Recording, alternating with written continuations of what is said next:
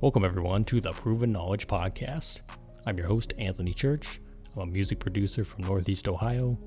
I began this weekly interview series to give you different perspectives on how to approach a career in the field from different artists, producers, engineers, and other great minds who share their stories on not only what's made them succeed, but also what has shaped them into the people that they are today. I hope you gain some real proven knowledge from the show, and that it helps elevate you in your endeavors on your own journey towards success as well. Let's get into it. Welcome everyone to episode 180 here on the Proven Knowledge Podcast. This is the Creator Series. Today I welcomed an artist from the Baltimore DMV area. Her name is Noelle Sky.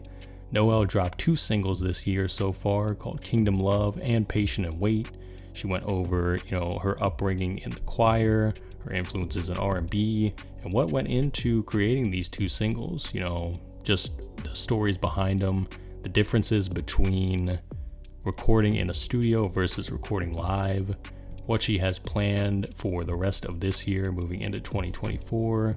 We also had a good discussion on the importance of, self-care, therapy, things like that, all things that we as musicians, we might know it in the back of our mind, but we might not think about it on the day-to-day, how these things can affect us or how these resources can help us to be better versions of ourselves. So a lot of cool discussions in here. We also talked about some influences, things like that. I'm just, happy to be in touch with Noelle, see her doing awesome things, and I'm excited to see what she has planned for the new year. So without further ado, let's get into this one. So welcome everyone to episode 180 here on the Proven Knowledge Podcast. This is the Creators Series. Today we have an incredible singer-songwriter. Been connected with her for a while now. She's got a couple new singles out. Kingdom Love, Patient and Wait. Definitely excited to have her here. Everyone please welcome Noelle Sky to the show. How you doing today? Thank you so much. I'm feeling great. How are you, Anthony? I'm doing great as well. Like I said, I'm happy to have you here. This is technically our first real conversation outside of social media, outside of Instagram and stuff. So that's kind of cool. It is. Yeah. Yes. But definitely happy to have you here. And to start off every episode, we have the guests give some background. How did you get into music? How long have you been doing it? Just for those that might not know you and what you do. Mm-hmm. Likewise, I'm happy to be here. So I began singing. My mom told me at our church choir, it's called the Lord's Church in Baltimore, Maryland.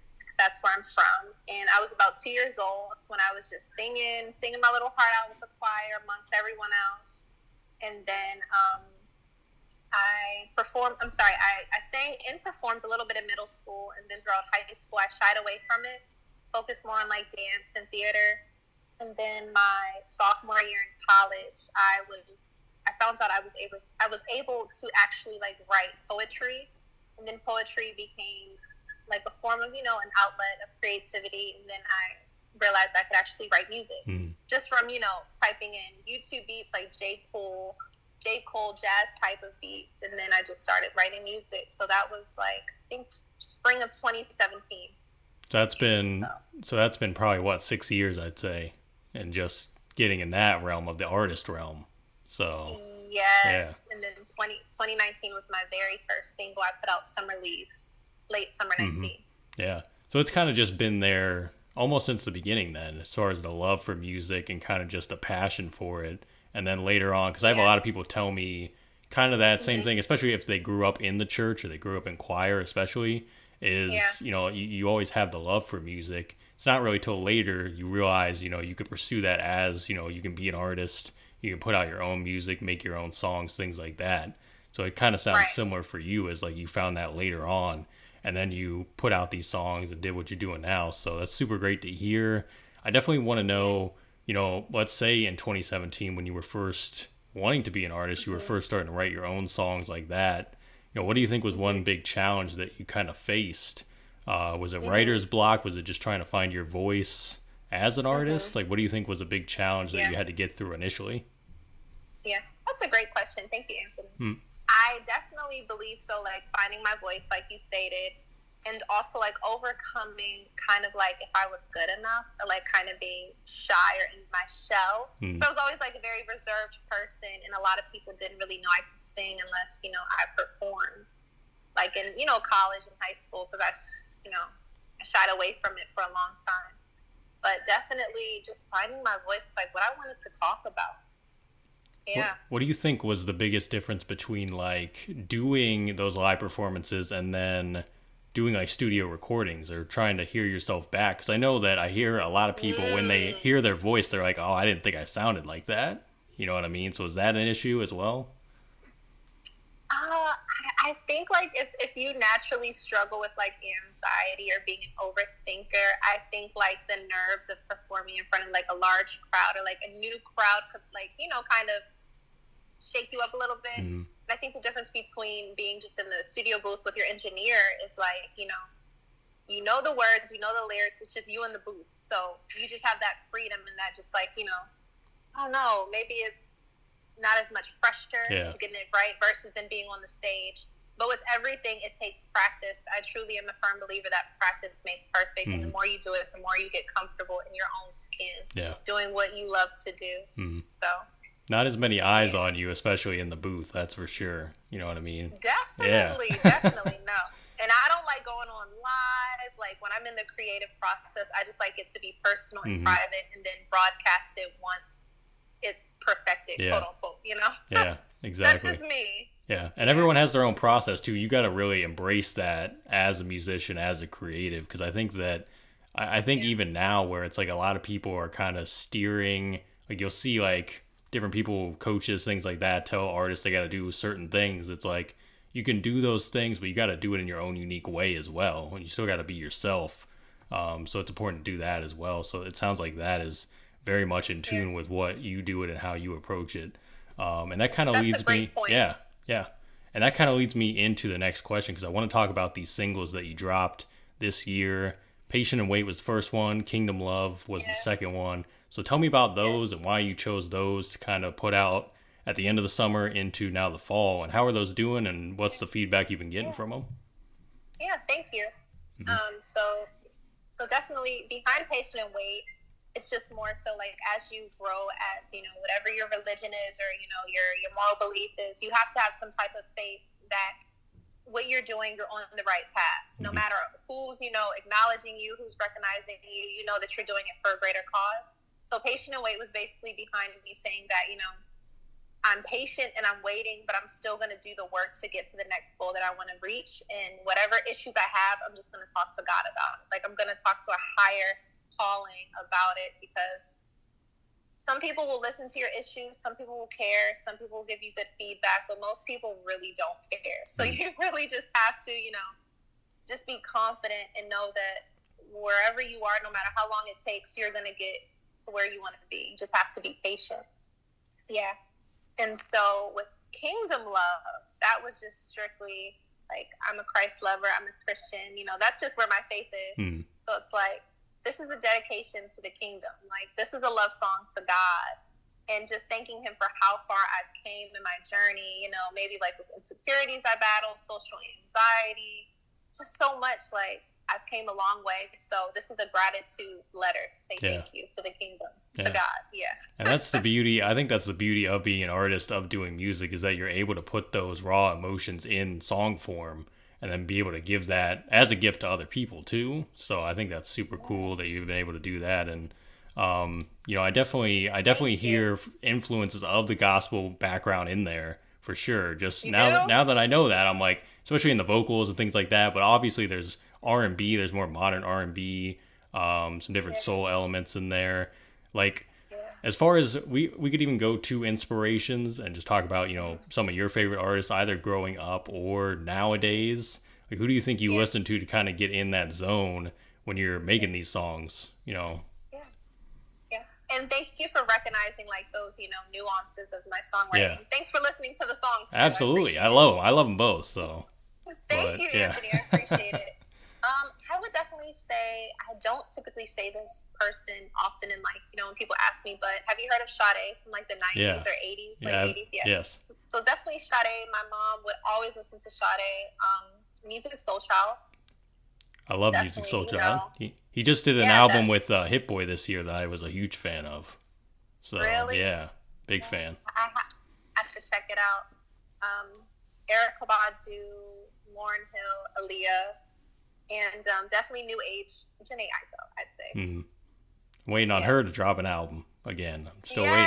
Man, she's a parent now though, so Yes, But I know. Would you say who are like your main inspirations for producing? Producing, well, Hit Boy was definitely one of them. He's probably my favorite producer right now. Hit Boy? Okay. Because he just works with so many different people across the genres as well. There's a producer named Dahi who works with a lot of different people. Trying to think of who. I mean, there's a lot of people. No ID, Mike Dean. There's too many to name just because I constantly try to find people and to study people as well. And just draw influences, and I think I've gotten more into different genres as the years have gone on too, especially R&B, because I was not an R&B fan growing up. I'm going to be honest with you. I was not really an R&B. I was a hip hop head, from 9 years old all the way until now. I'm still into hip hop. It wasn't until like end of high school where I started getting more into it when I started producing, and then I started listening to just different people. So now I like Aaron Ray, Alina Baraz, Janae, Snow Allegra. Yeah. Like that's all in my playlist now. So love Snow Allegra. Yeah. And I think Sade was one of her main influences. Was Snow's main influence. So that's kind of cool connection there. But yeah, we might have to exchange different music tastes because I got a ton of people that I think you would like. Definitely. So, but yeah, definitely a lot of great artists there.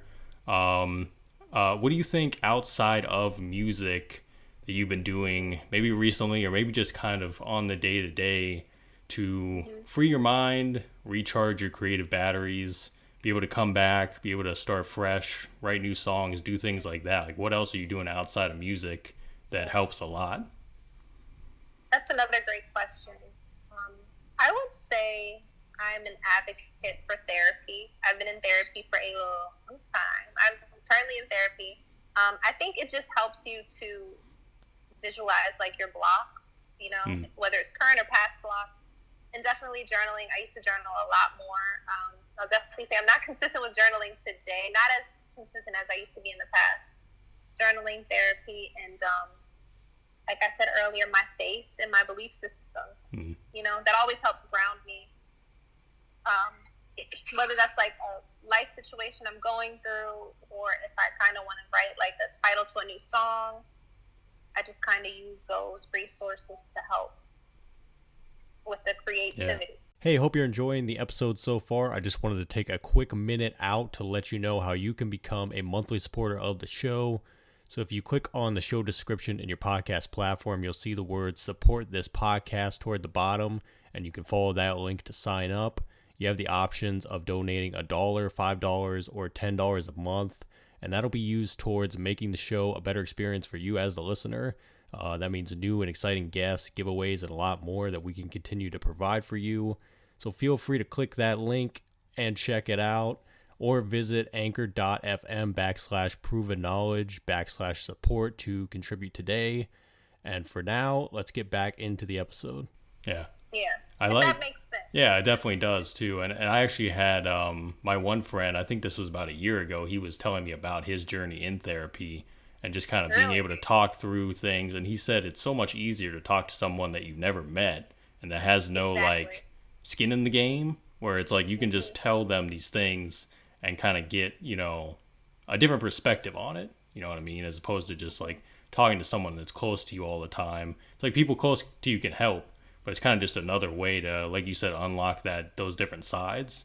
And I feel like there's a lot of resources now. Like there's BetterHelp. I've seen a lot of people talk about BetterHelp, how that is me too. Yeah, how that is a different like form from compared to like traditional therapy, where it's like you go sit on the leather couch and you're like doing this or whatever. It's like you can do it even from your own home with someone else. So definitely I'd encourage anyone listening too, like if you feel that's something you need to like seek out, definitely look into it. You know what I mean? Because it would definitely be something worth looking into, I'd say. Yeah. So yes. Yeah. Definitely. it just brings more awareness to maybe things that you're not self-aware of. Mm-hmm. And it just gives you like a non-biased opinion. So, Yeah. like you said, Mm-hmm. yeah, definitely. Absolutely. Yeah. So, how about your? No, go ahead. Go ahead. How about yourself? Like other resources that I forgot how you framed the question, but you know, like what other things help you like to get through life outside of like Things music? that I Isn't do. that kind of how you asked me? Yeah, Mm-hmm. things that I do. I don't really. I'm not really able to like work out too much. I wish that was more a Okay. part of my routine. I kind of want to make that more a part of my routine. And I Yeah. do live in Ohio where the weather is only good like a few months out of the year. So if I want to go on like Really? walks or something, I got to do it in a certain time of year. Like right now, it's getting to the point where I can't really do that anymore. Mm. But for me, it's things I could do every day is like listening to podcasts. That's been a big thing. Ever since I got into Okay. podcasting, it's more of like listening to either music interviews or interviews with artists or just different Yeah. types of podcasts. It could even be business podcasts. Always helps doing things like that. Watching YouTube videos, either ones I watched in the past that inspired me or maybe something just comes across or someone sends me something. So that's obviously a Yeah. big thing. Um, and then just listening to music. I mean, that's always been the biggest one for me is just kind of if I can take myself out as a creative, just be a fan and just like listen to Yeah. someone's new album or single or something. And that's either the artist that I'm listening to every day or it's independent artists that I've discovered that I'm like, oh, I want to check out their new, single or whatever. So, Yeah. yeah, Yes. that's always helped me a Wow. lot. So, but Yeah. I think it's just you That's you great. you find your own ways over time too. Because I Mm-hmm. think when you're super young, you might not like self reflect that much. You might be worried about other things. I think the older we get, the more we're able to like look at ourselves and reevaluate things or just be like, where do I want to go in life or what do I want to do? What voice do I want to have for someone else? So Yeah. I think that's always what It's important. yeah, you gotta like keep that in mind, like in the back of your mind, like consciousness as like, Yeah. how are we really like moving on the day to day, and are we keeping our values in line and doing what we need to do? So, Mm. but I think it only gets stronger with time. So, but I agree. yeah, One day at a time, yeah, or healed one day at a time. yeah, This is my new phrase. yeah. It's pretty good. It's a pretty good one for sure. And I definitely like these discussions too. And it's great to, like I said, anyone listening, just take all this in mind, and apply it to your own journey in your own life because it is super important. Definitely. So I do need to know, what do you think is going to be the next thing that you're looking to do? Is it more music? Is it maybe live shows or something that you kind of have in the works for maybe the end of this year? Could be the beginning of Yeah. next year. Like, what do you think is coming up that we Yeah. can look out for? That's good. That's good. I would definitely say I want to drop at least 2 to 3 more singles. I'll maybe say 2. That's a challenge, 3.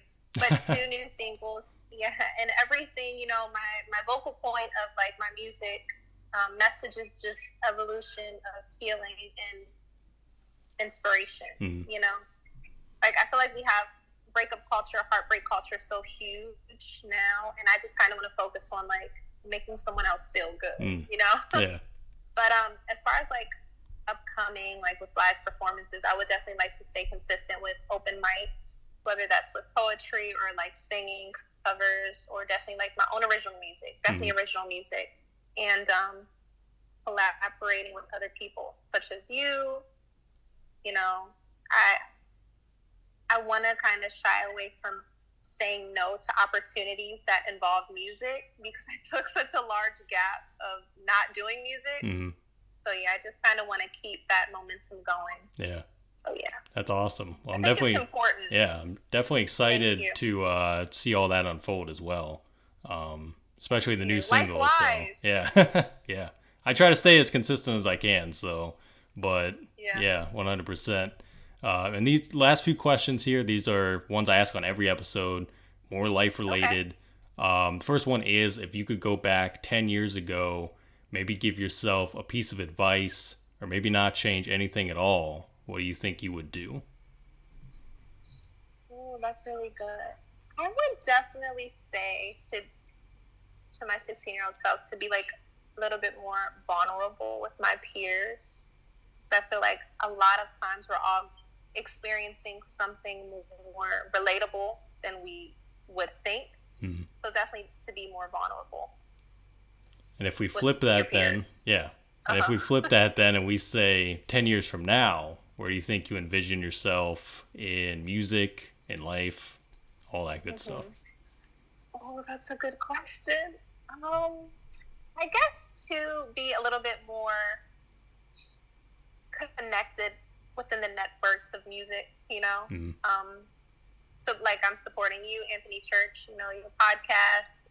Definitely, of course, like my local DMV area, but even across the U.S., not just the East Coast, but maybe, you know, throughout. So definitely just to be more connected. Mm-hmm. Yeah, so you have to put yourself out there. Yeah. So that's what I'm doing now.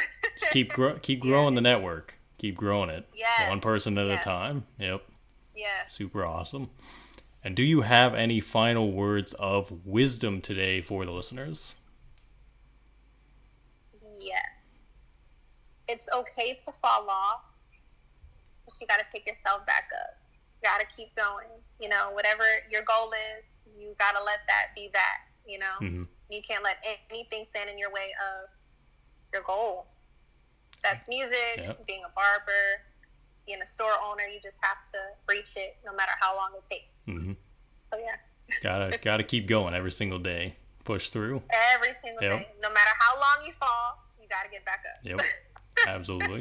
Well, I got to say, once again, thank you so much. This was a blast. I know we're going to stay in touch. I know that for sure. Most definitely. You might be working on music soon, but we got to do a part 2 eventually. So whenever you want to come back, just let me know. So I appreciate it. Thank you. No Thank problem. you. And I genuinely appreciate you for inviting me onto Proven Knowledge.